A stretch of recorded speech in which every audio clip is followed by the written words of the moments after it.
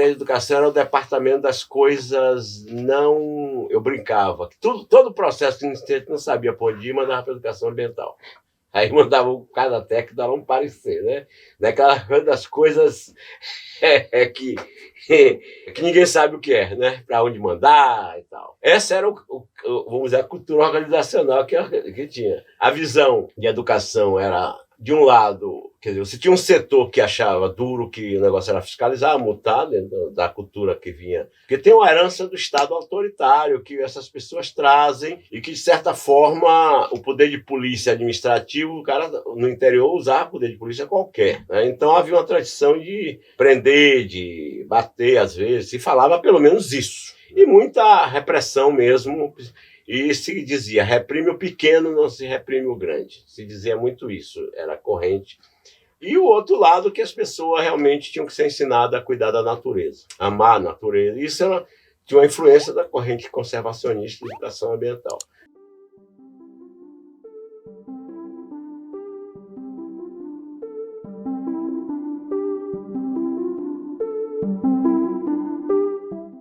Em termos de Brasil, e aí é importante demarcar isso, a gente estava aqui no auge da ditadura militar, e o que se falava em termos ambientais, de educação ambiental, era muito voltado para os aspectos da conservação e da preservação da natureza. Então, ela vinha de uma matriz muito inspirada pela biologia da conservação, pelo conservacionismo enquanto forma de entender a relação sociedade-natureza, ou seja, para uma ideia de um ser humano genérico que destrói, né, e de uma defesa da natureza que precisa ser preservada dessa ação humana, genericamente pensada, né? Então, a educação ambiental que nasce daí, ela vem muito impregnada de um sentido, primeiro, de que o ato educativo ele é um ato estritamente de transmissão de informações e conhecimentos científicos, né, porque ele parte de uma tradição que vem da ciência e de um positivismo na forma de ver o mundo, e dessa ideia de proteger a natureza da ação humana, né? Então, se inspira muito em certas informações muito técnicas,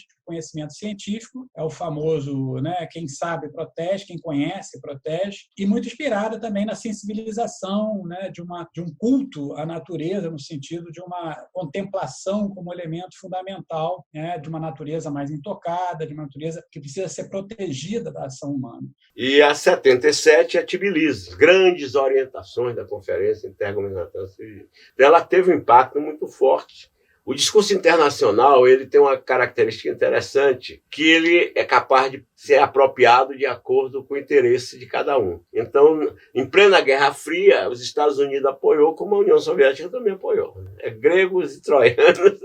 Mas trazia um elemento importante, que era justamente o elemento de, primeiro, conceituava o ambiente como uma coisa da relação sociedade-natureza. Complexo, e que a ação humana, né, e aí o desenvolvimento, então já se trazia um viés da economia, influencia e determina. Então, era uma discussão que já apontava para uma outra direção, já não era a nível da ecologia política, de coisa, mas estava no mesmo viés, quer dizer, você estava no campo das relações sociedade-natureza, né, e não apenas a relação pessoa-natureza, que é esse que é o elemento do conservacionismo, e que, como a educação, você termina a aprendizagem é da pessoa, mas as pessoas esquecem que a gente aprende pessoal, mas é no coletivo, né?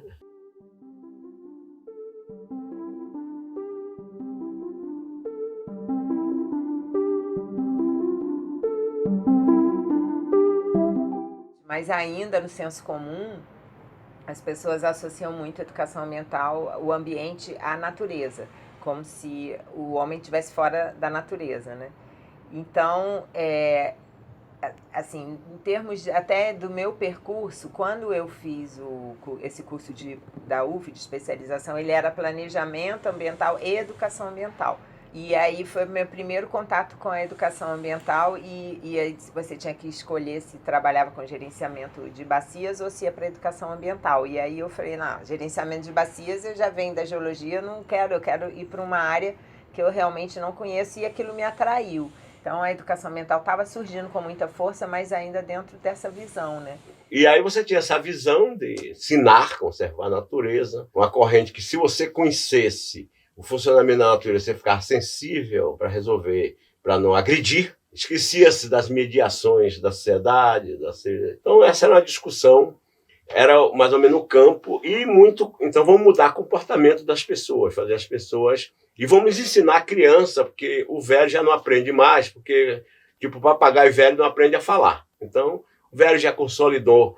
É comportamentalista também, já consolidou uma postura, não vai mudar. Então, tem que investir no jovem. Então, vamos para a escola. Mesmo os órgãos ambientais, tudo de educação ambiental era escolar. E aí, tome palestra escola, tome um gibi, coisas desse tipo na sociedade, nas comunidades. Vamos fazer um mutirão para limpeza, né, de rio, lixo, vamos reciclar lixo, mesmo não sabendo para onde mandar o lixo reciclado, separar depois. Aí a gente ia dizer, mas e você já fez contato com a limpeza pública? Combinou com o russo? Fala educação ambiental, reciclar, botar lixo separado e não jogar lixo na rua, né? Essas coisas como essência da educação ambiental, isso. Mas já tinha um incômodo de ficar trabalhando com essa coisa de horta, ligada ao verde ou então ao lixo. Então, assim, a gente até já começou a fazer uns trabalhos em escola, junto com alguns colegas de turma, a gente fez um grupo na época para atuar junto a escolas, porque também tem essa visão, né, de educação ambiental muito para criança, em escola, no ensino formal. E a gente fazia um trabalho complementar com os professores e com as crianças. E um deles que a gente trabalhou muito foi a questão do lixo, mas a gente já tinha essa preocupação de mostrar o consumo, as formas de produção, da onde vinha aquele material, a importância disso, do descarte ou do reaproveitamento, fazer uma coisa mais crítica. Isso, com o tempo, foi sendo bastante questionado, e o Brasil também foi mudando, né? Então, você repara o seguinte, né? A educação ela é uma prática social, então é óbvio que a educação, aquilo que vai aparecendo na educação como um todo, e particularmente na educação ambiental, refletem os movimentos que estão acontecendo na sociedade. Então, lá nos anos 80, começa todo um processo de reabertura do Brasil, de processo de democratização, né, retomada, né, e o fortalecimento dos movimentos sociais, de movimentos de associação de bairros, né, do nascimento de um ambientalismo mais crítico, de um chamado socioambientalismo, do retorno do pessoal da educação popular, do Paulo Freire. E aí, isso vai encharcar a educação ambiental de novos elementos. Né? E começa a ser discutido que, ora, educar não é só transmitir informações e conhecimentos. Né? Educar é muito mais do que isso, é uma prática social, é um processo no qual a gente dialoga com o outro, aprende com o outro e, né, se educa no processo coletivo. É um processo teórico prático e é um processo que envolve outros elementos que não são só os elementos do conhecimento. Né? Envolve valores, envolve condutas, envolve questões morais, éticas, enfim, envolve uma série de outros elementos. E isso passa a ser colocado para a educação ambiental, né, e começa a se configurar aí todo um outro campo que vai dizer o seguinte, ora, a relação sociedade-natureza não pode ser pensada de uma forma de oposição, sociedade contra a natureza ou ser humano contra a natureza. Então, a educação que tem esse olhar, ela é a chamada educação crítica, emancipatória, que ela tem uma base anticapitalista e que é muito pautada em autores da educação, como que o Paulo Freire capitaneia, mas outros que também questionam esse modelo de sociedade. E mais essa outra vertente mais conservacionista continua, pessoas que acreditam que educando as pessoas para elas lidarem com a natureza de uma outra forma, isso vai ser possível melhorar e mudar o sistema. A gente que trabalha na linha crítica não descarta isso, é óbvio que é importante, quanto mais conhecimento as pessoas têm, mais chance elas têm também de terem um comportamento mais adequado, né, para a melhoria da qualidade de vida, enfim. Mas só isso não basta, né? E essa separação sociedade e natureza, ela é muito ruim, tem sido muito ruim para a gente ao longo da nossa história. E hoje em dia o que os autores que que a gente trabalha muito o texto do Philippe Léhard e do Gustavo Lima, que fizeram essas macro tendências, né, da educação ambiental, e eles separam em 3 macro tendências, assim, bem resumidamente. A primeira seria essa conservacionista, que é quando nasce a educação ambiental com essa questão de ver os estragos que o ser humano, né, está fazendo no meio ambiente, mas é um ser humano genérico, é o homem, né? Não é nem, ainda tem machismo aí, né? Porque é o homem bom, pelo menos livra uma mulher dessa, né? O homem que é o culpado pela destruição da natureza, um homem genérico e não certos setores, né, da sociedade, e tentam resolver isso de uma forma criando parques, criando áreas naturais e conscientizando as pessoas sobre a importância da natureza. Isso a gente está vendo que não deu muito resultado. E você, depois disso, na década de 90, vem a proposta do desenvolvimento sustentável, então dessa educação ambiental que eles chamam de pragmática, que é voltada para conciliar o desenvolvimento econômico com a conservação ambiental, e que é a proposta que é dominante hoje em dia, e que é uma proposta que coloca basicamente a responsabilidade em todo mundo, né? Todos são responsáveis pela conservação do meio ambiente, muito focada no indivíduo, então eu vou fechar a torneira, né, quando eu escovo o dente, e uma fé muito grande na tecnologia. Então, tudo, a tecnologia, a gente pode fazer o que for, porque lá na frente alguém vai descobrir alguma coisa que vai resolver esse problema. E aí a educação ambiental crítica, ela tem esse olhar, né? Ela consegue perceber que não é por aí que a gente vai mudar, né? Que você precisa mudar muitas coisas na sociedade para que a gente consiga realmente reverter esse quadro. Então, esse outro modo de olhar, que começa ali nos anos 80, vai colocar uma perspectiva de educação como um processo social, né, como algo que tem que partir da realidade daquele que é o sujeito daquele processo educativo, que tem que problematizar essa realidade, desnaturalizar essas relações para poder ser capaz de atuar com consciência sobre o mundo e transformá-lo, as relações sociais e as relações com a natureza, né, como um todo. Então, essa leitura passou a ser chamada de uma educação ambiental crítica, que com variações, né? Então, educação ambiental crítica, transformadora, emancipatória, enfim, aí tem variações, nuances, mas, de um modo geral, são visões que estão dentro desse grande campo.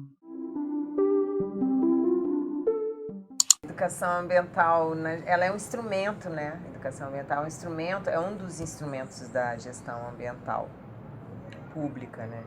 Então, ela é norteada por uma política, 2 políticas, na verdade, a própria política nacional do meio ambiente, que já fala da necessidade de ter educação ambiental junto às comunidades e junto aos indivíduos, para que eles tenham consciência do seu papel e dos seus direitos e dos seus deveres. E a política nacional de educação ambiental é mais específica ainda, nesse sentido de situar a educação ambiental dentro do contexto da gestão ambiental pública.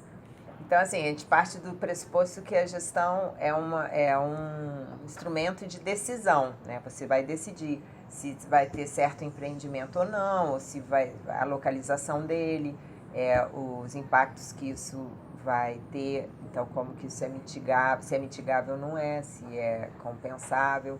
Então, a educação ambiental, ela vem nesse contexto para trazer a sociedade dentro da gestão, né? Isso foi muito importante no debate da educação ambiental, na gestão ambiental pública, né, na política ambiental brasileira. Por quê? Porque a Constituição, ela diz uma coisa que é muito importante. Ela toma o ambiente como um bem comum. Ora, se o ambiente é bem comum, né, isso não é porque se disse na Constituição, de fato ele é comum a todos.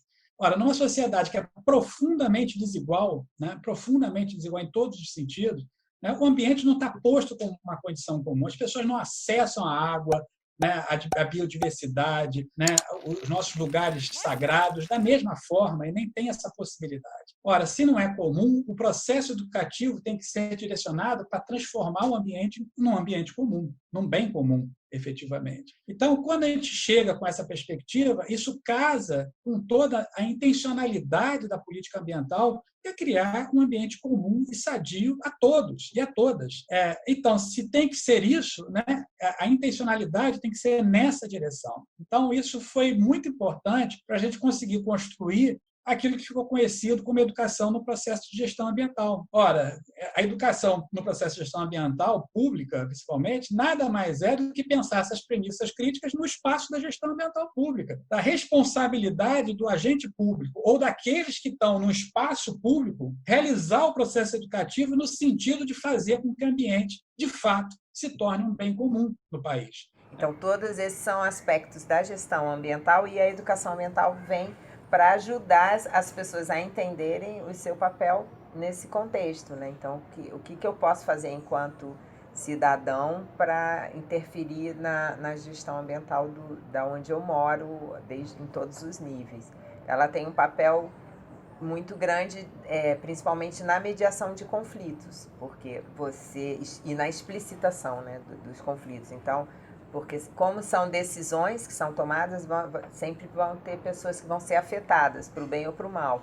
Então, quando você tem processos de educação ambiental junto a esse público, né, ele tem mais condições de ajudar nas decisões, ajudar depois também, né, na implantação, no monitoramento, nas denúncias de quando as coisas não estão funcionando ou quando há impactos. Então, quanto mais uma educação ambiental crítica for feita, né, nos territórios, né, e usando e aí a gestão ambiental ela possibilita que esses locais sejam locais pedagógicos, né? Então, quando eu participo de um conselho, de uma unidade de conservação, se você tem gestores da unidade que têm essa consciência, eles vão fazer um trabalho com esse conselho para ele entender, né, quais os direitos, o que ele pode fazer, qual o seu alcance, para que esse conselho realmente seja efetivo. E aí, obviamente, quando a gente pensa isso no espaço da gestão pública, por isso que vem a dimensão do conflito ambiental como um elemento estruturante da prática pedagógica. As pessoas profundamente amorosas reconhecem que a sociedade é conflituosa, né? Por quê? Porque a sociedade é desigual e exatamente lutam contra isso. Então, do ponto de vista pedagógico, não há processo pedagógico concreto se você não partir do conflito. Porque o conflito mostra exatamente isso, que há